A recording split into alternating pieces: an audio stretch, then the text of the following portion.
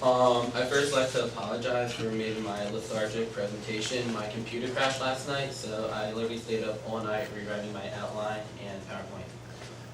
So before let me introduce myself. My name is Sammy Kleiman. I'm a double major in Jewish Studies and International Business, and my presentation is going to be on Carlos Slim Halo. So before I start, what would you do if you have $1 billion? Would you buy a private yacht, a private jet, private island, own a mansion? Carlos Slim, he has $53.5 billion and he owns a 5-bedroom house. I chose to do him because as a powerful, driven individual, I've always admired successful and powerful businessmen. Carlos Slim Hilo doesn't just encompass these traits, but he's also a caring and very benevolent person who deserves to be honored for his philanthropic ways. So, according to Forbes magazine, he became the richest man alive in 2010, surpassing Bill Gates and Warren Buffett with a profit of $53.5 billion. This presentation will briefly discuss his family, his business ventures, and his achievements and philanthropic feats. So let me first start to discuss talking about his mother, Don Lena Halo. She was born into a very wealthy family from Parral, Chihuahua, which is, I believe, where those ugly puppies Chihuahuas are from. She's from a Lebanese descendant family, and her family started the first Arabic printing press in Mexico, and also the first magazine in Mexico geared towards the Lebanese community. Though she was born into wealth, his father wasn't. His father, Julian Slim Haddad, moved to Mexico in 1902 from Lebanon. This is because all kids at age 15 had to conscript into the Lebanese army, and when he was 14, he didn't want to do that, so he moved to Mexico to meet up with his older brothers. 10 years later, he started a dry goods store called La Estrella de Oriente, which means the Store of the East. Within 10 years, during the Mexican Revolution, he was able to buy out properties and invest in different companies, causing him to have a profit of $35.5 million. And he only started off having 31,000 pesos. Because of his work ethics, Carlos Slim was able to learn at an early age about business. So, the rise of Carlos. He was born on January 28, 1940 in Mexico City. At the age of 11, his dad gave him a checkbook with his monthly allowance and said he could do whatever he wants with it. Him, being a business person, bought stocks from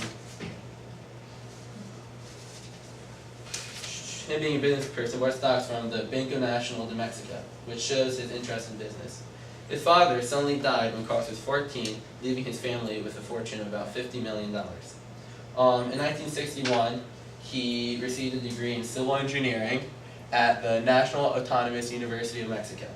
And Motley, which is a very big international newspaper, said that Carlos had $40 million of inheritance money at age 26. And the money was split up evenly within 6 children, and he had $40 million.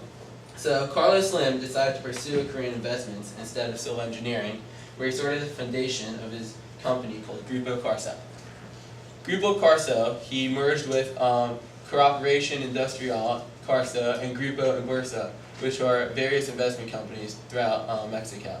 And he was able to get a profit by doing something called the mob mentality. This is by buying undervalued businesses and then turning them into very prolific enterprises, which is what his father did during the Mexican Revolution. And this company now controls millions, well not millions, but various companies, like Sanborns, which is a food chain in Mexico, Mix Up, which is a retail music store, Sears Mexico, General Tires, a bunch of different hotels, industrial infrastructures, and construction industries. So, though he became extremely successful in investing, his fortune astronomically went higher after Mexico decided to privatize. He bought Telefonos de Mexico, which is the landline company in Mexico, for $1.7 billion in 1990. Today, that's about $11 billion. So now he had a monopoly for all landlines in Mexico, and he was able to raise the prices, which caused great criticism in Mexico. However, since he was able to raise the prices, he was able to start up the first internet service, phone directly, and wireless cell phones in Mexico. And speaking of cell phones, he started up the company Telcel in 1996, which is 80% of all the country's phones, which is the 4th largest mobile network and serves about 201 million people in the Americas and Caribbean. However, this is not even close to his big profit. He started up the company American Mobile, which contributes to $25 billion of his $53.5 billion wealth. And below are his companies. And then, although he is the head of many telecommunications and investment companies, Carlos Slim also is involved in various other companies. He's the vice president of the Mexican Stock Exchange, the president of the Mexican Association of Brokerage Houses, and he was also the first president of the Latin American Committee for the New York Stock Exchange. He has 6% of the New York Stock Exchange, which is the 2nd largest aside from the funding family. So though he's an extremely successful businessman and was criticized greatly by raising the prices, he's still one of the most generous philanthropists of all time. According to his website, carloslim.com, he paid full tuition for 165,000 Latin American students. He created the Carso Institute of Health. He created the Carso Institute of Health, which gives Americans free surgery, and invested in various other philanthropy events.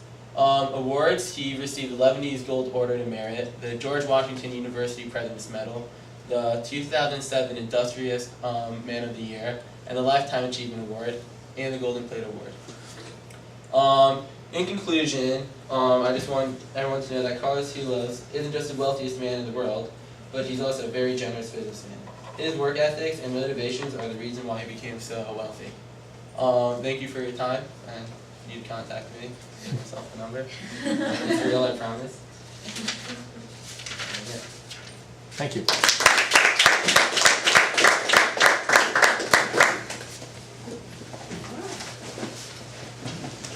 Okay. That is it for today, speaking wise, but before you go, we have to do one quick thing. I guess I should turn this off.